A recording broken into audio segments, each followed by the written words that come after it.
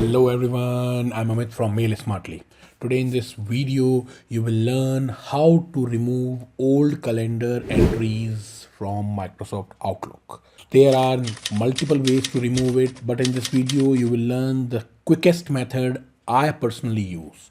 To simply go to the left top corner where you will get all the options here, the navigation bar. You have to first select the calendar option. When you click on it, your calendar interface is open. Now here you have to change the view. So simply hit on the view tab in the first section, which is current view. You have to select this option, which is change view. You will get few options all over here. Select the list option. When you click on this list, you will see all your calendar appointments, events, entries are available here. One of the entry is my rent payment entry, which is technically the recurring entry. So you can check out in the recurring pattern column. This is the entry mentioned, the first Friday of every first month from 8 a.m.